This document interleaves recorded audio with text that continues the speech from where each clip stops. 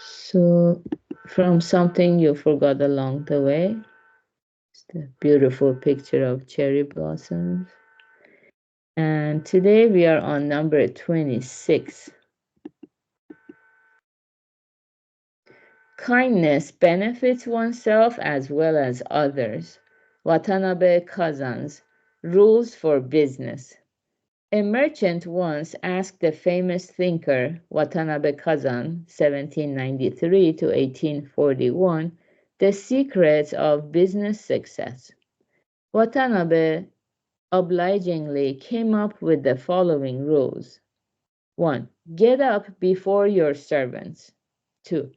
Treat a small spender with greater consideration than a big spender.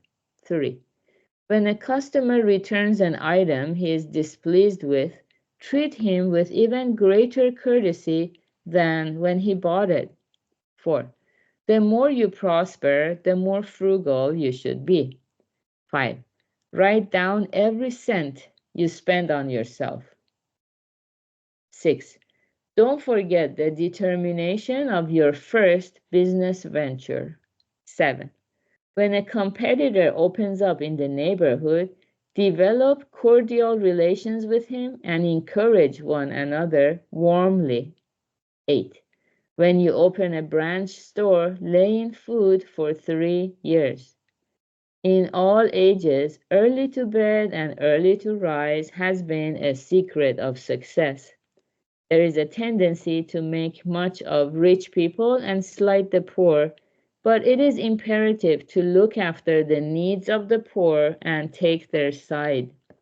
Likewise, however inconvenient it may be to do so, it is important to sympathize with others and deal with them courteously.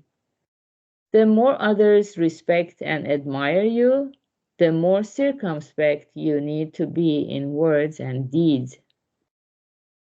Everything in this world, even a scrap of paper, exists as a means of attaining the purpose of life and must be treated with respect. If you are fortunate enough to enjoy great success, you should never forget the spirit of the beginner and not grow indolent and arrogant. When a rival comes along, he should be appreciated as someone who has appeared to spur you on to greater efforts and self-improvement. Kindness does not only benefit others, it benefits you yourself as well. Spare no effort to see that others live in perfect contentment. Very good. Yeah, I really love this last sentence. Spare no effort to see that others live in perfect contentment. I think when I was a teenage girl, I was always like, why should I do all the house chores? And my brother doesn't do enough. Always like measuring inch for inch. And then I made myself miserable. But actually, now I see when we strive to see other people smile and be joyful, we ourselves become joyful as well. So kindness is not something that only benefits other people. It benefits us first and foremost. We can have more peace of mind, more fulfillment, and also we are cultivating gratitude. If we have happiness now, that's thanks to countless good causes and good conditions that have come together to produce our current happiness. So we want to improve those causes and conditions for other people too, like paying it forward. And yeah, so that's the beauty of it. And if you have that mindset, like today's saying a day, it said being happy under favorable conditions is worldly passions. Yeah, it's easy to be happy when conditions are favorable. Everything is going as you wish. There is no major challenge. That's easy. But if you can remain happy and grateful in adversity, that's a manifestation of true faith or true happiness. So in Buddhism, we believe that our life has a purpose. We're not born just to live and die.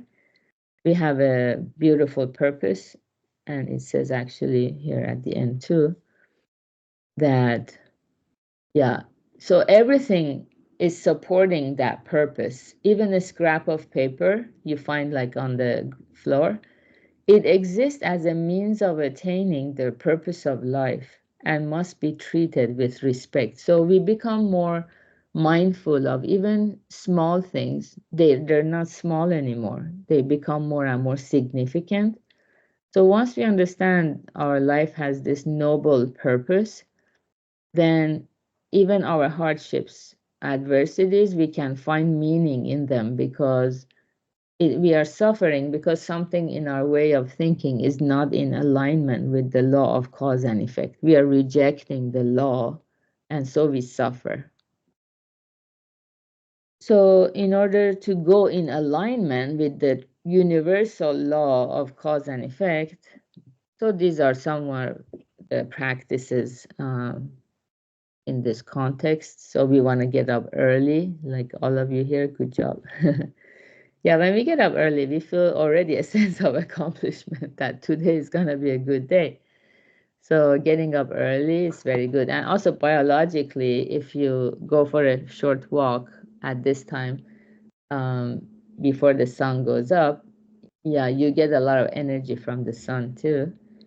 And the rest of it is like about humility. Usually when people make money, they get happy and they forget about the customers or whoever supported them to reach their financial goals. They forget, but we don't want to lose that beginner's mind. So to combat our greed that knows no bounds, we treat a small spender with greater consideration than a big spender. So this goes against our ego. So anything that goes against our ego makes us stronger because we are fighting against ourselves. Or when a customer returns an item he is displeased with, usually the shop owner doesn't like that because it's a loss, not a profit. But follow the law. Treat the customers with greater courtesy than when they bought it, because this benefits the customer more than the seller. Again, we're going against our ego. The ego says, me, my profit only. As long as I get what I want, I don't care about other people. This mindset is what brings our downfall and unhappiness. So I'm very happy to know Buddhism that really is clear about this single point, and we try to practice it. Yeah, minimizing the ego and considering the joy and well-being of other people to the nth level as much as we can. So good job everyone for being here practicing together, and yeah, have a wonderful Tuesday. Bye. Thank you. Thank you. Thank you, Gary, and everyone. You too, Peter. Thank you, Kathy.